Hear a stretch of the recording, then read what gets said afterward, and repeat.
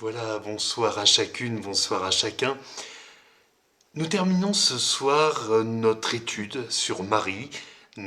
Marie, mère de Jésus, nous ouvrons notre 5e volet, mais je voudrais vous proposer de résumer les 4 volets précédents. Tout d'abord, nous avons constaté que l'Immaculée Conception, doctrine selon laquelle Marie serait sans péché, n'est pas compatible avec les Saintes Écritures. Puis nous avons vu que rendre un culte à Marie est une hérésie, Dieu seul mérite notre adoration. Et puis nous avons vu également que Marie n'avait pas la science infuse de ce que Jésus allait devenir et faire, elle a dû apprendre cette parentalité particulière. Enfin, lors de notre dernier rendez-vous, nous avons observé les désaccords qu'il y a pu y avoir entre Jésus et sa mère à plusieurs occasions et la manière dont Jésus a remis les choses dans l'ordre en disant que la priorité était seulement dans le fait que la parole faisait autorité et en aucun cas sa mère ne pouvait faire autorité dans son ministère et dans la relation que nous avons avec Dieu. Ce soir, je vous invite à nous placer au pied de la croix. Nous connaissons ce texte de l'Évangile selon Jean, au chapitre 19. À partir du verset 25, il est écrit que près de la croix de Jésus se tenaient sa mère et la sœur de sa mère, Marie, femme de Clopas, et Marie de Magdala. Jésus, voyant sa mère et auprès d'elle le disciple qu'il aimait, dit à sa mère, « Femme, voilà ton fils !» Puis il dit au disciple, « Voilà ta mère. » Et dès ce moment, le disciple l'a pris chez lui. Amen. Un épisode très étonnant. Nous l'avons vu, Jésus a des frères et des sœurs. Il aurait très bien pu dire à sa mère qu'il l'a suivi dès le début de son ministère. Désormais, tu iras vivre chez Jacques ou chez Jude ou chez qui sais-je encore. Mais nous découvrons que entre Jésus et Jean, il y a un lien affectif très fort, plus fort peut-être encore que les liens familiaux. Ces liens familiaux ont été distendus, nous l'avons vu, par des mauvaises compréhensions, peut-être de bonnes intentions, mais de très mauvaises réalisations. Et la famille n'a pas toujours cherché à comprendre la volonté de Dieu, alors que l'apôtre Jean est fidèle parmi les fidèles. Il va donc décider de confier sa mère à sa famille spirituelle et non pas à sa famille de sang. Cela sous-entend que probablement Joseph est mort. Il nous faut réaliser que à cette époque, l'espérance de vie est en moyenne autour de 25 ans. Donc on peut comprendre qu'effectivement Joseph soit décédé. Mais en confiant Marie à Jean, il confie aussi Jean à Marie. Marie doit avoir, c'est pour l'époque, un âge très respectable, autour de 48-50 ans peut-être, autant dire qu'elle est une vieille dame pour l'époque. Et les exégètes estiment l'âge de Jean autour de 15 ans. Il est encore très jeune. En fait, Jésus met ensemble sans doute les deux personnes qui vont être les plus affectées par sa mort. Sa mère, bien entendu, je vous rappelle ce texte, une épée te transpercera l'âme. En effet, on peut comprendre que pour une maman, ce soit un choc, un moment difficile que de voir la mise à mort de son fils. Et puis, ce disciple qui avait un lien d'affection tout particulier avec son Seigneur, l'apôtre Jean. Nous connaissons de plus la sensibilité particulière de Jean qui par exemple va complètement disparaître du paysage des Actes des Apôtres et du paysage de Jérusalem et de Judée après la mise à mort de son frère Jacques. Vous retrouverez ça au chapitre 12 du livre des Actes. Aucun rapport avec le Jacques qui écrit l'épître et qui était frère de Jésus. Il semble que Jean, avec Marie, se soit réfugié à Éphèse, et que probablement Marie y serait morte. Il faut préciser que ces éléments s'appuient sur aucun élément biblique, mais s'appuient sur notamment des traces archéologiques à Éphèse. Notez cependant que le livre de l'Apocalypse, le livre de la Révélation, a été écrit suite à une vision de Jean sur l'île de Patmos, qui précisément est au large d'Éphèse, à moins de 50 km de la côte, et compte tenu de l'âge avancé que pouvait avoir l'apôtre à ce moment, alors on n'est pas très précis, 70, 80, peut-être 90 ans, on ne peut imaginer qu'il ait fait un long voyage, donc 50 km de traversée, c'était déjà quelque chose de conséquent. On ne sait pas précisément quand Marie va mourir, la dernière mention nominative de cette femme dans la Bible est dans l'attente de la Pentecôte, en prière avec les disciples. Vous voyez que c'est très avant ce chapitre 12 des Actes des Apôtres, puisque c'est au chapitre 1er, au verset 14, tous d'un commun accord, persévéraient dans la prière avec les femmes et Marie, mère de Jésus, et avec les frères de Jésus. Amen. Je parle bien d'allusion nominative, mais il est encore question de Marie, mère de Jésus, de façon symbolique, dans le livre de l'Apocalypse de Jean précisément. Au chapitre 12, au verset 1er, il nous est dit qu'un grand signe parut dans le ciel, une femme enveloppée du soleil, la lune sous ses pieds, et une couronne de 12 étoiles sur sa tête. Elle était enceinte et elle criait étant en travail dans les douleurs de l'enfantement. Un autre signe parut encore dans le ciel et voici, c'était un grand dragon rouge ayant 7 têtes et 10 cornes. Et sur ses têtes, 7 diadèmes. Sa queue entraînait le tiers des étoiles du ciel et les jetait sur la terre. Le dragon se tint devant la femme qui allait enfanter afin de dévorer son enfant lorsqu'elle aurait enfanté. Elle enfanta un fils qui doit paître toutes les nations avec une verge de fer, il est clairement la question du Seigneur Jésus, et son enfant fut enlevé vers Dieu et vers son trône. Et la femme s'enfuit dans le désert où elle avait un lieu préparé par Dieu, afin qu'elle y fût nourrie pendant 1260 jours. Il y eut guerre dans le ciel, Michel et ses anges combattirent contre le dragon, et le dragon et ses anges combattirent, mais ils ne furent pas les plus forts, et leur place ne fut plus trouvée dans le ciel. Et il fut précipité, le grand dragon, le serpent ancien appelé le diable et Satan, celui qui séduit toute la terre. Il fut précipité sur la terre et ses anges furent précipités avec lui.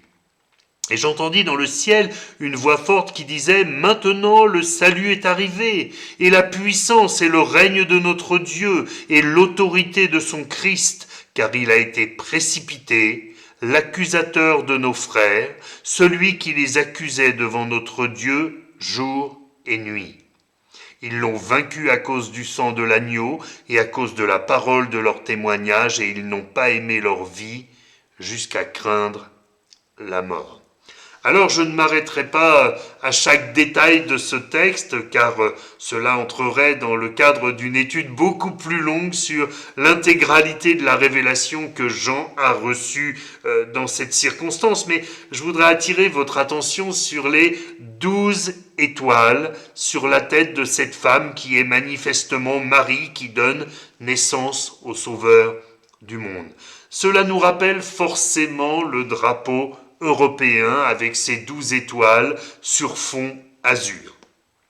Alors j'ai fait quelques recherches et voilà ce que j'ai trouvé. En 1950, le Conseil de l'Europe charge une commission de traduire les principes spirituels et moraux qui sont le patrimoine des États qui le composent. Notez bien cette précision, spirituels et moraux. Un premier drapeau est suggéré, avec une croix rouge dans un disque d'or sur fond bleu, mais les délégués turcs, qui ne font d'ailleurs toujours pas partie prenante de l'Europe, mais qui s'y intéressaient déjà, rejettent cette option. Clairement, ils disent, si c'est ce symbole-là, nous ne pourrons pas faire partie de l'Europe. Il est manifeste là qu'il y a eu un rejet de la croix. C'est quelque chose de tout à fait symbolique et d'extrêmement fort. Le 25 septembre 1953, et proposait un drapeau azur avec un cercle de 15 étoiles d'or. C'est assez logique puisqu'à cette époque-là, l'Europe est composée de 15 États membres. De la même manière que la bannière américaine comporte autant d'étoiles que d'États qui la composent. Finalement, ce nombre est réduit à 12, qui symbolise, nous dit-on, la perfection, la plénitude et l'unité. Le Conseil de l'Europe adopte ce drapeau définitivement le 9 décembre 1955. On en impute la paternité à Arsène Heitz, qui est employé du Conseil de l'Europe. Alors bien que les diverses autorités ayant décidé de l'identité graphique de l'Europe, de ce drapeau, de ce symbole, interrogées sur ce point, elles ont nié le rapport entre Marie mais cependant, il y a eu plusieurs témoignages qui ont été relevés, quelques points historiques également, qui éclairent notre réflexion. La date de la signature de l'adoption du drapeau, le 8 décembre 1955, un jour avant la date officielle d'adoption par le Comité des ministres européens, correspond au jour de l'Immaculée Conception, le jour où cette Immaculée Conception est célébrée par l'Église catholique. Cette concordance des dates a été présentée comme un argument en faveur de l'influence du culte marial, du culte à Marie, sur l'Europe. Le bleu du drapeau rappelle que les représentations de la Vierge la présentent le plus souvent drapée de bleu. Un an après le choix du drapeau, le 21 octobre 1956, au cours d'une cérémonie religieuse, le Conseil de l'Europe, désireux de laisser une trace de sa fondation dans la capitale alsacienne, donc Strasbourg, a offert à la cathédrale Notre-Dame de Strasbourg un vitrail pour remplacer le précédent qui avait été soufflé par des bombardements pendant la Seconde Guerre, et le thème choisi est une vierge aux bras étendus. Lors de l'homélie de remise du vitrail, l'évêque de Strasbourg y voit en haut du vitrail les 12 étoiles d'or du pavillon azur du Conseil de l'Europe. Là, le lien est clairement établi. La Direction régionale des affaires culturelles d'Alsace remarque que l'on y reconnaît une couronne de 12 étoiles sur fond azur, symbole marial extrait de l'Apocalypse. En réalité, Arsène Heitz, qui a rédigé, qui a dessiné ce drapeau, était un fervent catholique et en 1987, il a affirmé qu'il s'était inspiré pour faire plaisir à sa mère de la médaille miraculeuse de la Vierge Marie, qui la présente avec une couronne de 12 étoiles qu'évoque l'Apocalypse de Jean. Arsène Heitz se disait très fier que le drapeau de l'Europe soit celui de Notre-Dame. C'est au point même que des politiques français de gauche, pour ne pas dire d'extrême gauche, ont demandé que ce drapeau européen soit changé tant il était marqué du culte marial et donc marqué des traditions catholiques. Voyons que la pensée d'un culte à Marie a été véritablement comme une pensée transverse dans cette création du drapeau européen. Et bien que l'on nous parle d'une Europe sécularisée, désacralisée, l'idolâtrie à la peau dure. Et alors que la laïcité vit des jours sombres, non point que il y ait moins de laïcité, mais que l'esprit de la loi de 1905 est violemment déstabilisé, en tout cas remis en cause. Parce que je vous le rappelle, la loi de 1905 entend que le culte de chacun soit respecté, et elle n'entend pas réglementer les cultes ni les doctrines. Là où la loi qui est là pour conforter les principes républicains qui a été votée cette année, elle remet en cause clairement notre liberté d'expression, notre liberté de culte, notre liberté même doctrinale. Alors, mes frères et sœurs, c'était une étude précédente que nous avions faite. Mais après avoir passé ces cinq études sur Marie, mère de Jésus, je voudrais porter tout à nouveau mes regards sur les 4 piliers du protestantisme tels que nous les avions également étudiés par le passé. Seulement la grâce, seulement la foi, seulement les Écritures, et j'ai presque envie de dire, et surtout, seulement le Christ Jésus. Seul lui nous sauve, seul lui nous prépare une place dans le ciel, seul lui nous fait grâce, seul son sang nous purifie de tout péché, c'est lui qui nous a envoyé le Saint-Esprit, c'est lui qui est notre espérance vivante. Mes frères et sœurs, soyons fermes. Instruisons-nous de la parole de Dieu.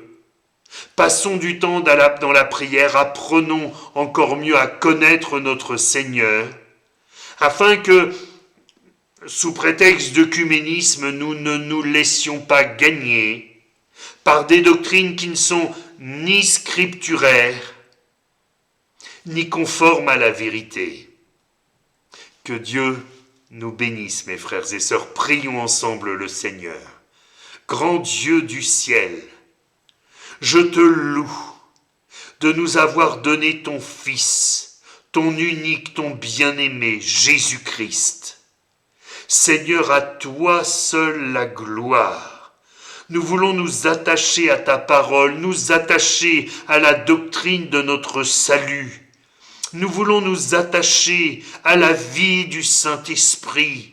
Et Seigneur, veillez sur nos voies afin, Seigneur, de ne pas tomber comme beaucoup sont tombés dans des doctrines fausses, mensongères, qui ont enténébré notre monde. Merci pour ta grâce et pour ta bonté, Père. Au nom de Jésus-Christ. Amen.